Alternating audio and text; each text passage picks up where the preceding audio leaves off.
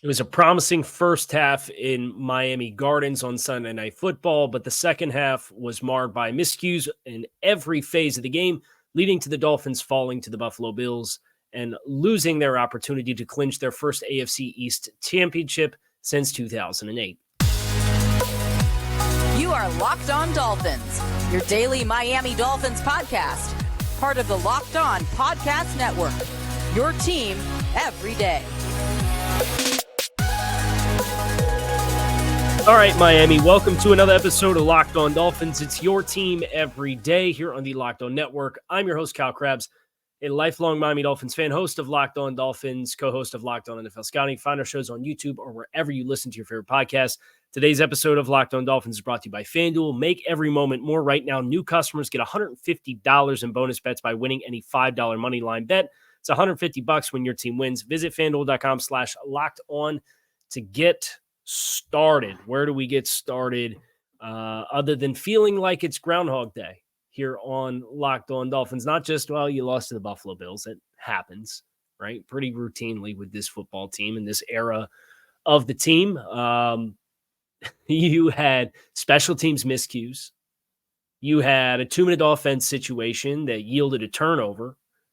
You had the Dolphins offense finding rousing success rushing the football in the first half, only to completely abandon the idea of running the football in the second half. You have injuries to the edge group.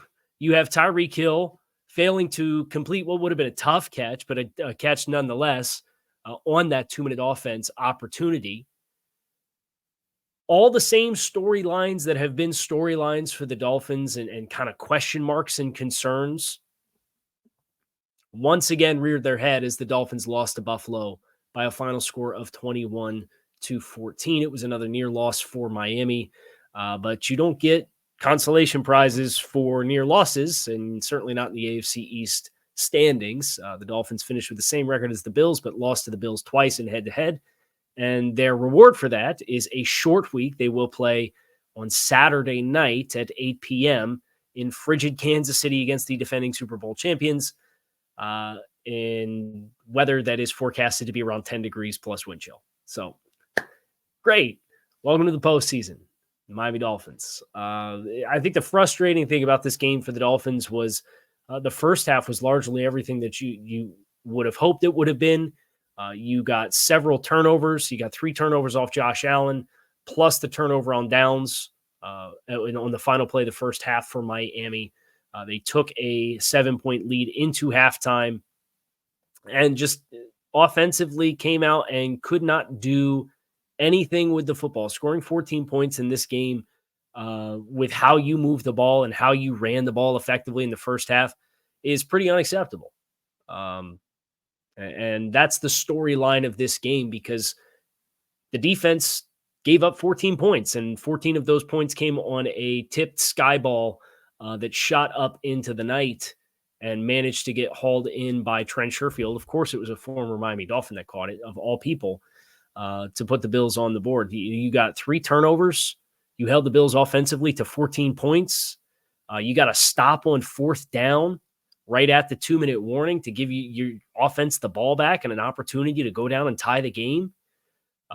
Considering you didn't have Xavier Howard, you didn't have Bradley Chubb, and you didn't have Jalen Phillips, and Andrew Van Ginkel goes down in this game, and Cameron Good gets carted off with an air cast on his leg.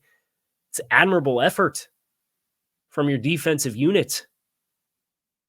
And you were on pace to score 28 points, and you put a goose egg up in just about every facet offensively in the second half of this football game. And that is why the Dolphins are in this position that they are once again in. And it's a hard pill to swallow, but it is when you look at play calling, it's unacceptable. When you look at another 2-minute offense situation for Tua Tagovailoa to throw an interception to Chase Claypool on a ball that didn't need to be put where it was put, to throw the interception to seal the game, it's unacceptable. You had near miss Tyreek Hill, and he was interfered on the play, and that helps. But you can point to a ton of areas that quite frankly need to be better and need to be improved upon moving forward. And I don't know how the Dolphins are going to do it, to be quite frank. At least with this iteration of the team, you look forward for the postseason and playing Kansas City. Not a lot of confidence that these ailments are going to get better. Now, they will have a chance to regroup, but you're outscored 14-0 in the second half. Turn the ball over. It's all the same stuff. It's all the same storylines, and it's an unfortunate ending to the regular season for Miami. They lose their final 2 games. Of course, all of the chatter will be about blowing a 3-game lead in the AFC East with 5 to play, and that'll happen when you give up 14 points in 3 minutes to Tennessee and lose that game, and then you are outscored 14-0 in spite of an admirable effort down the stretch. I think I would just highlight this for Miami.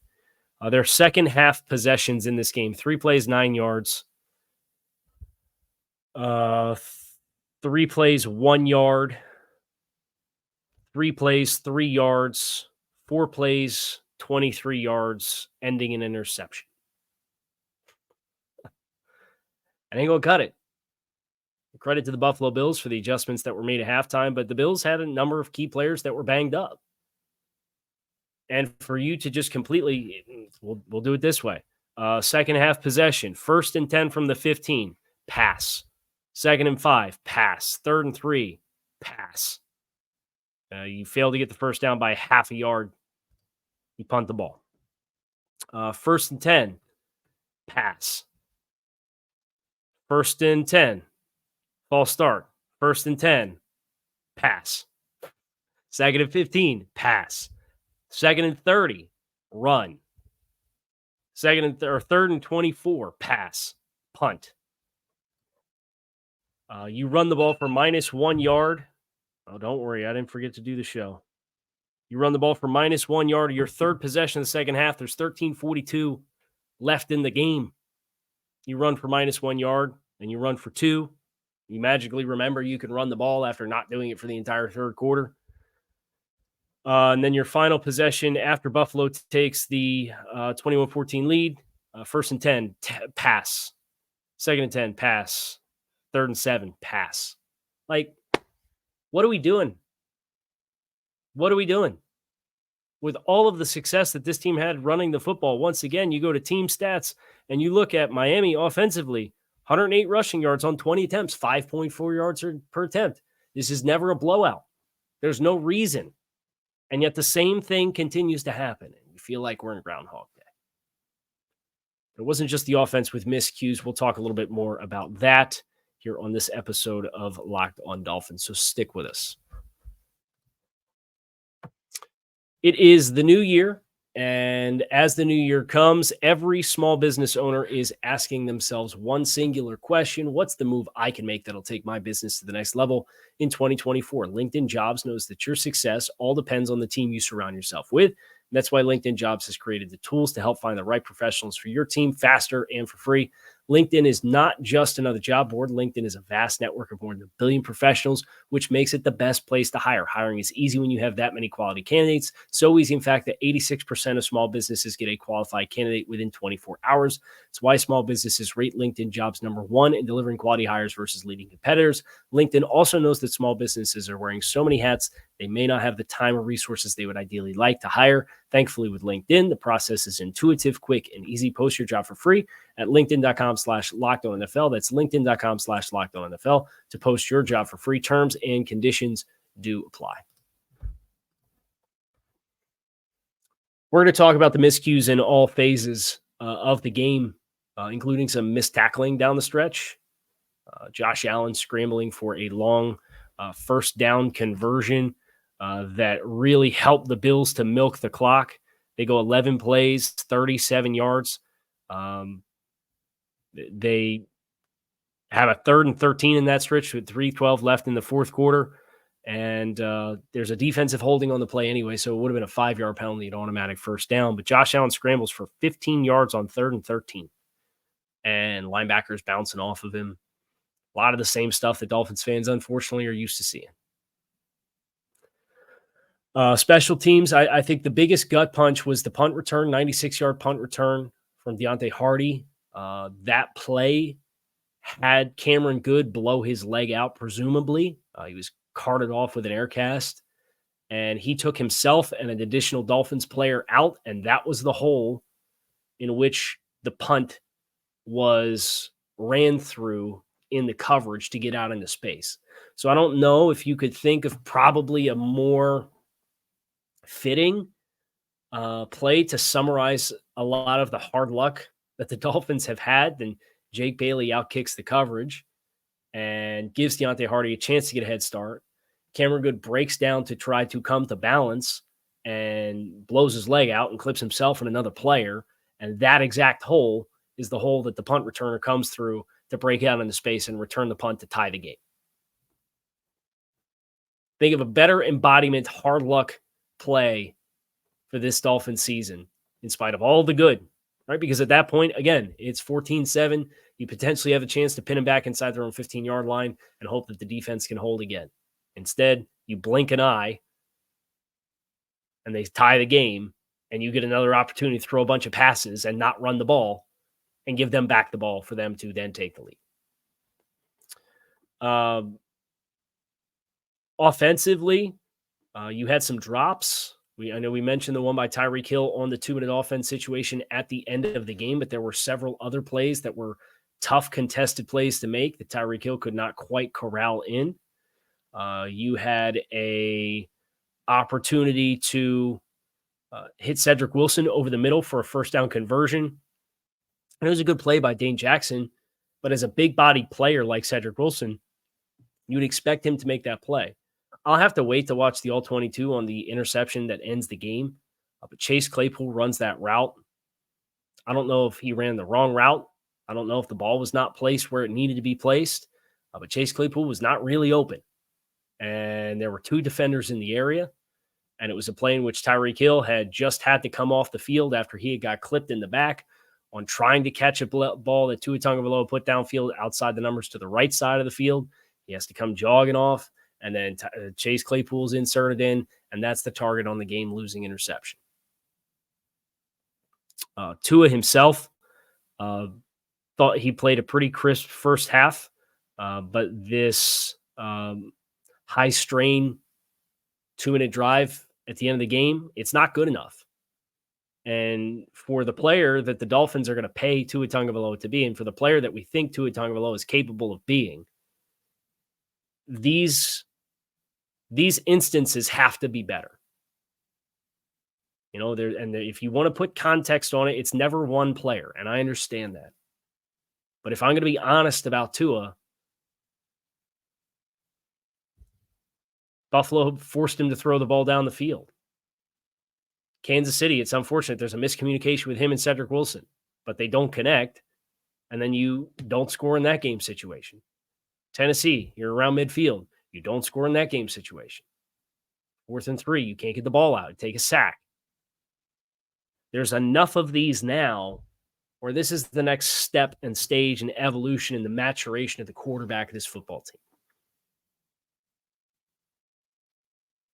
And they had time, and they had obviously down and distances because they threw the interception. It was 2nd and 10 from the Buffalo 40. If you're throwing in the congested area, put the ball out of bounds. If the receiver runs the wrong route, and maybe that's what happened, then that's a harder break to anticipate he's not going to run the right route at the proper depth. I don't know right now. But what I do know is it's the latest box punched in the resume that if you tell opposing teams, Miami's got to drive the length of the field, and they have to throw the ball with the drop-back passing game, not with the RPO game, not with the play action, not with the bootleg stuff. They're going to have to drop back and throw the ball. It's the next area that this team has to evolve and get better at. Now, I think you could also get a lot better with your play calling and your balance and your discipline and how you call games. But that's a story for another day, or at least not when we're talking about second-half miscues.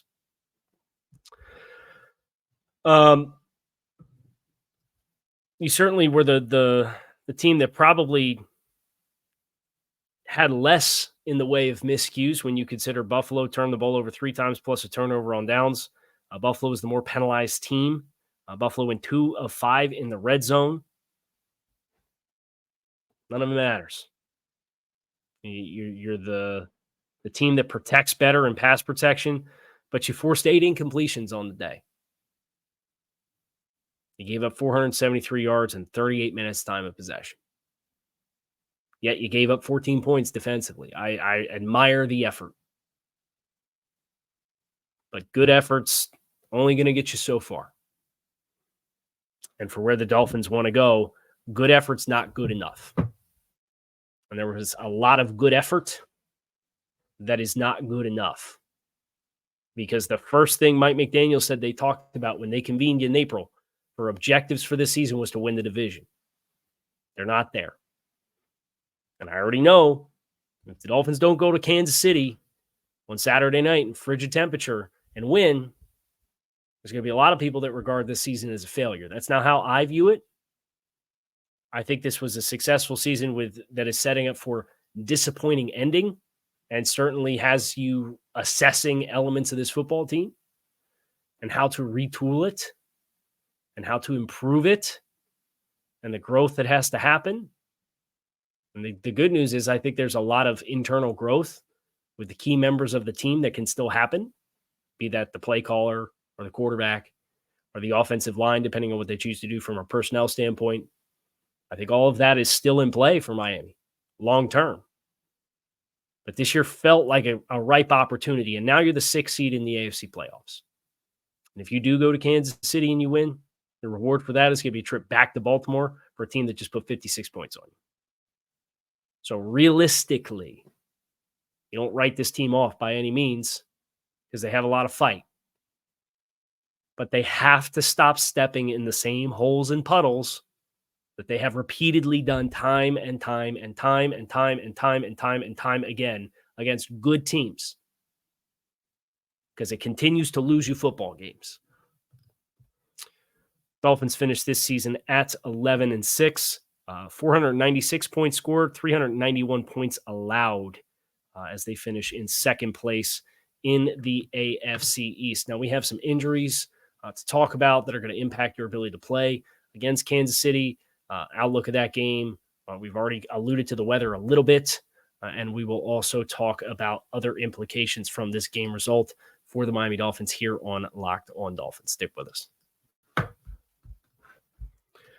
NFL postseason is here. The NFL regular season has wrapped, but there's still time to get in on the action at FanDuel, America's #1 sportsbook. Right now, new customers get $150 in bonus bets guaranteed when you place a $5 moneyline bet. It's $150 in bonus bets, win or lose. The app is super easy to use, and there are so many different ways to bet, like same-game parlays. You can find bets in the Explore tab. You can make a parlay in the Parlay Hub, the best way to find popular parlays, and more. So visit FanDuel.com/lockedon and make your first bet a layup with FanDuel, official partner of the NFL.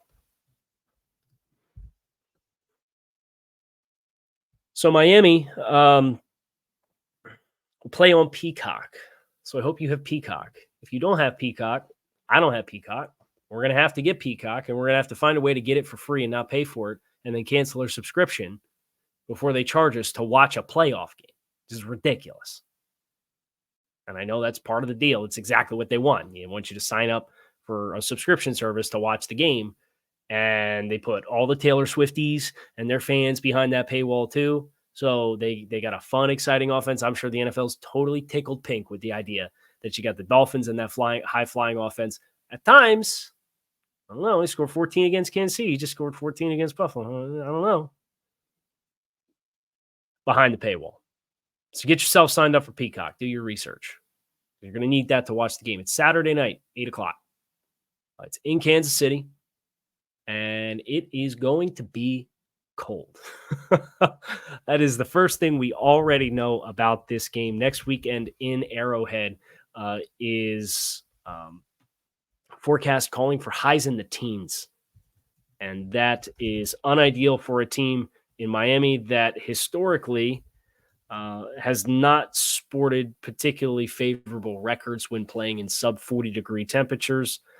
But the current weekend forecast for Kansas City. Friday, they're calling for snow. Friday night, they're calling for snow. Saturday, high of 14. Winds around 15 miles per hour. Sunset or moonset, I should say, at 8 p.m. So right around kickoff on the 13th. 24% chance of snow. Winds around 10, 11, 15%. Not ideal. But it's the draw the Dolphins have, and we'll see how they rebound from this loss, which they obviously put their best foot forward in the first half and took a lead to halftime. And then attrition happens. And look, I have tried my best not to make this a game that's about injuries, right? Because every team is dealing with injuries. The Bills dealt with injuries throughout the course of this game, but the Dolphins just cannot catch a freaking break on the edge group. Andrew Van Ginkel goes down with a foot injury. He's ruled out. So I don't know that his availability is going to be there. Cameron Good on the punt return for a touchdown, blows his leg out, presumably. So you're not going to see him. So you're down to two healthy edge guys on the roster. Melvin Ingram, who signed a few weeks ago, and Emmanuel Ogbah. They're going to have to sign a few vets. And they're going to have to get ready to play in this defense in 6 days. By the way, Pat Mahomes, Travis Kelce, those guys all sat on Sunday against the Chargers. The other implications for this game, and we went over this before, was the 2024 schedule. It's worth acknowledging how those schedules played out.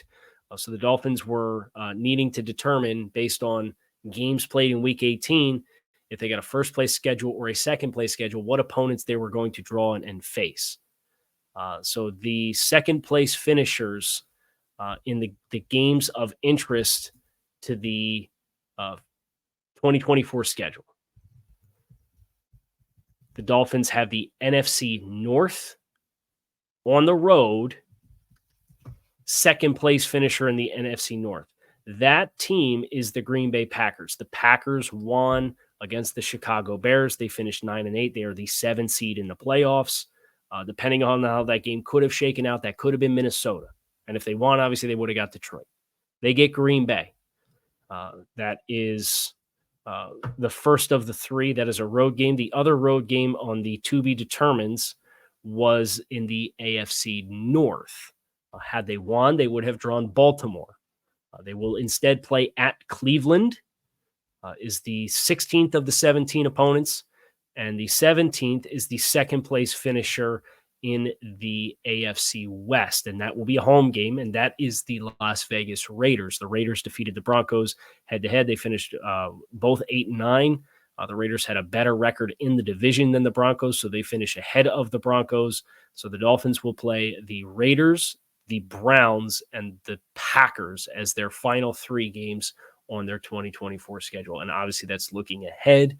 We have to break down the game tape from this game. We have to revisit the Kansas City tape. We have to watch what Kansas City is doing lately. We have to figure out from a personnel standpoint who's available for the Dolphins. There's a lot of hurdles that have to be cleared to get ready for the game on Saturday. And we will have you covered here on Locked On Dolphins. So keep it locked in right here on Locked On Dolphins. It is your team every day. Thank you guys for checking out the show. You can find us on YouTube or wherever you listen to your favorite podcast. Fins up. We're out of here.